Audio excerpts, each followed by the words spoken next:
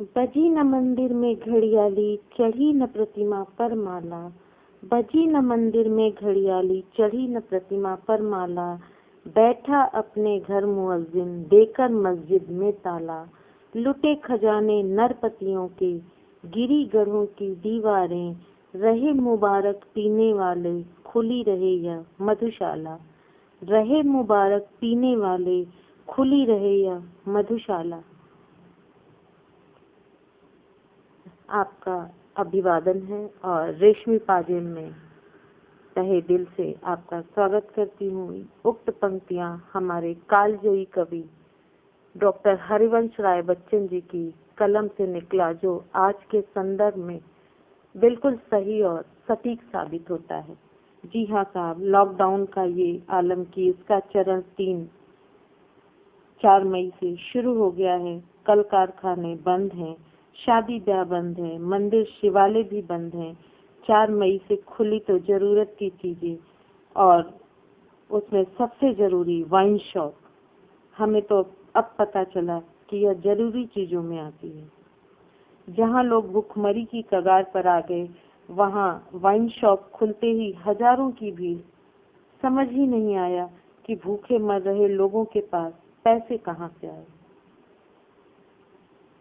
Corona के कारण उत्पन्न मौत का डर कहाँ दुम दबाकर खिसक गया, समझ ही नहीं आया। और इस भीड़ में क्या अमीर क्या गरीब, सब लाइन में लगे थे। जिन्हें राशन की लाइन में लगने पर शर्म महसूस हो रही थी, वे भी दुकान खुलने से घंटों पहले घर से निकल पड़े। नजारा कुछ यूं था जैसे हमने तस्वीरों में समुद्र मंथन के समय अमृत पीने की होड़ देखी थी, देवता और दानों की। भीड़ इतनी बेकाबू कि उन्हें पुलिस प्रशासन को भी काबू करने में मशक्कत लग रही थी, और लग ही नहीं रहा था कि ये वही लोग हैं जो एक दिन पहले घरों में कैद थे। और पुलिस प्रशासन के डंडों के बावजूद भी सोशल डिस्टेंसिंग का मजाक सरेआम दिख रहा था। अंत में उन्हें बल प्रयोग करके शॉप को बंद कराना पड़ा। और आंकड़ों को तो रहने दे साहब, जितने की शराब बिकी उतने की तो शायद दिवाली पर भी खरीदारी नहीं होती होगी। सिर्फ उत्तर प्रदेश जो शराब बिक्री का सबसे बड़ा स्टेट है, वहाँ पहले दिन 9 घंटों में 100 करोड़ की शराब बिक गई। बाकी जगह के आंकड़े भी इससे कोई कम नहीं है, और दूसरे दिन इससे भी ज्यादा बिक्री हुई। और इस बीच कोरोना अवेयरनेस सब भूल गए। लगा ही नहीं कि सैनिटाइजर और मास्क के प्रति कभी अवेयरनेस भी थी, और आरोग्य सेतु जैसी कोई ऐप भी मोबाइल पे डाउनलोड किया गया था। क्या हिंदू, क्या मुसलमान, क्या अमीर और क्या गरीब, शायद इन्हीं की परिकल्पना हरिवंश राय बच्चन जी ने वर्षों पहले लिख डाली। मुसलमान और हिंदू हैं दो, एक मगर उनका प्याला। मुसलमान और हिंदू हैं दो, एक मगर उनका प्याला। एक मगर उनका मदिरालय, एक मगर उनकी हाला। दोनों रहते एक न जब तक मंदिर मस्जिद में जाते। बैर बढ़ाते मस्जिद मंदिर मेल कराती मधुशाला। बैर बढ़ाते मस्जिद मंदिर मेल कराती मधुशाला। और ये यहाँ पे चरितार्थ होता दिखा। कौन किस जाति धर्म का है, कौन किस स्टेटस का है, सब एक समान। यह तो हुई जनता की बात, पर एक बात नहीं समझ में आई। जहां सरकार ने यह अनाउंस किया कि एसेंशियल चीजों की सेवाएं शुरू होंगी, वहां वाइन शॉप, शायद हमें ही एसेंशियल चीजों की परिभाषा नहीं पता थी। अच्छा है, आज नॉलेज भी दुरुस्त हो गया। यह सही है कि इतने दिनों का लॉकडाउन अर्थव्यवस्था को डगमगा दिया, और शराब की बिक्री से एक ही दिन में इतनी आय हो गई होगी कि अर्थव्यवस्था तो जरूर पटरी पर आ गई होगी, पर सोचने वाली बात ये है कि इसके साइड इफेक्ट क्या होंगे।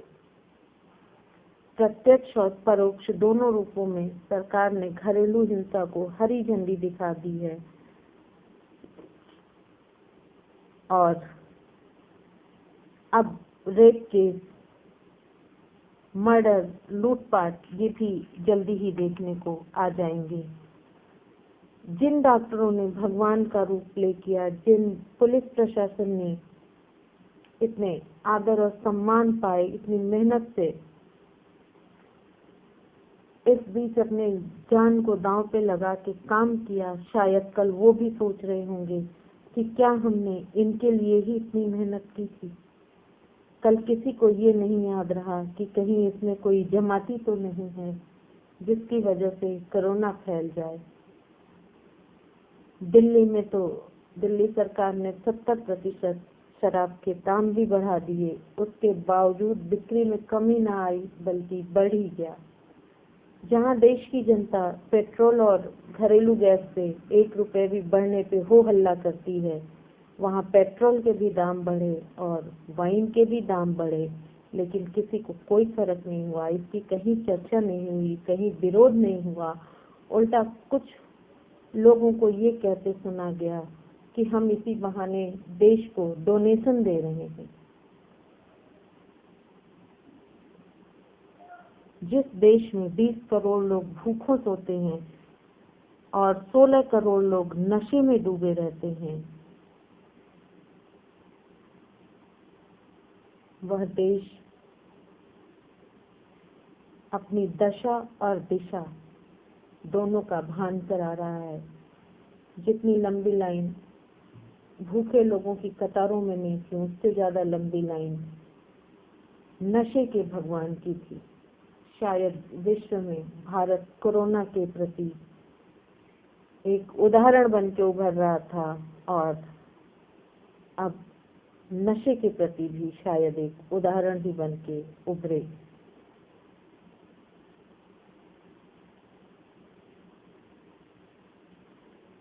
इस समय अपोजिशन भी शांत है, समाज सेवी संस्थाएं भी शांत हैं और मीडिया भी शांत है। उस तरह से हो हल्ला नहीं हो रहा है जहां एक छोटी सी घटना पे भी मीडिया वाले दौड़ पड़ते थे और समाज सेवी संस्थाएं सेवा के लिए आगे आती थी। अपोजिशन भी विरोध करता था। समझ में नहीं आता शराब को क्या नाम दिया जाए।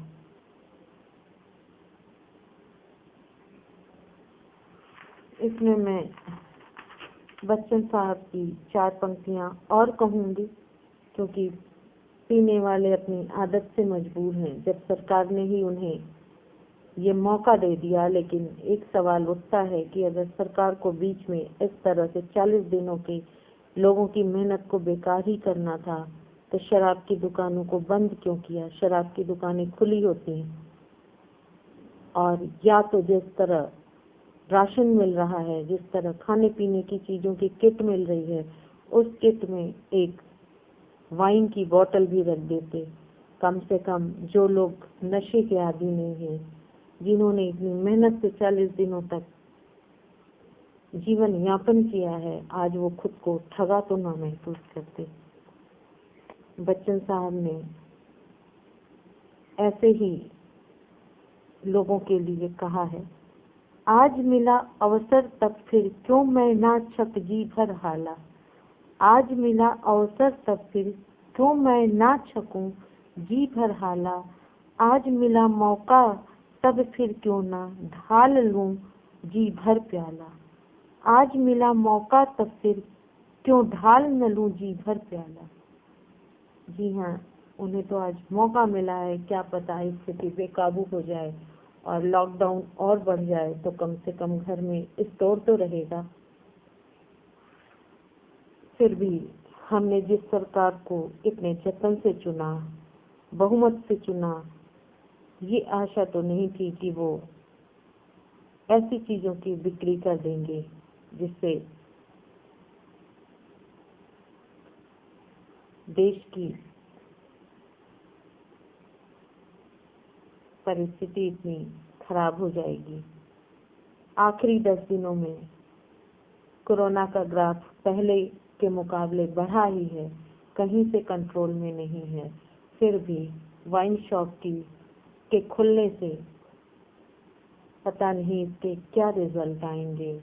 और अगर वाइन शॉप खोल करके सोशल डिस्टेंसिंग और अवेयरनेस हटाना ही है तो फिर सारी चीजें खोल दें। जो मरता है वो मरता है, जिसके में क्षमता होगी वो जिएगा, जिसके में क्षमता नहीं होगी वो मरेगा।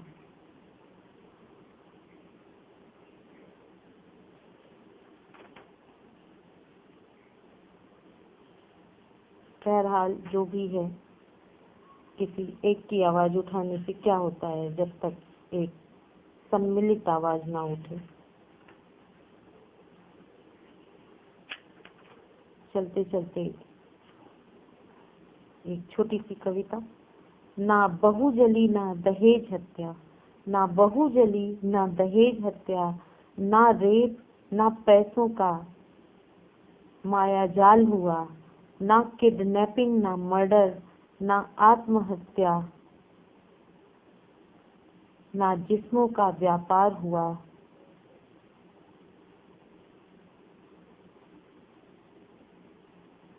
लव यू कोरोना, तेरी वजह से मानव थोड़ा समझदार हुआ।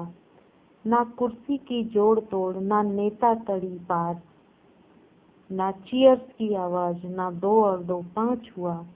जाने किस द्रौपदी की पुकार हुई, जाने किस राम को वनवास का ऐलान हुआ। इसे रोकने देखो ग्रहों का चमत्कार हुआ। ना देखा ना सुना कभी ना पढ़ा, एक पल में तालाबंदी दूरी का एहसास हुआ। मकानों में घर दीवारों में परिवार, तुलसी की कीमत अपनों का साक्षात्कार हुआ। मानो जो उदंड था प्रकृति का आज न्याय हुआ, प्रकृति का आज न्याय हुआ। बस आज के लिए इतना ही, लेकिन सोचिएगा जरूर, क्या हमारे वोट से जो जीत कर आते हैं उन्हें हमारी जरा भी परवाह नहीं है। हम क्या सिर्फ वोट देने के लिए हैं, गलत बातों का विरोध करने के लिए नहीं। हमें सजेशन दीजिएगा, अपनी बात रखिएगा कमेंट में, और अगर कुछ भी अच्छा लगे तो सब्सक्राइब करना मत भूलिएगा।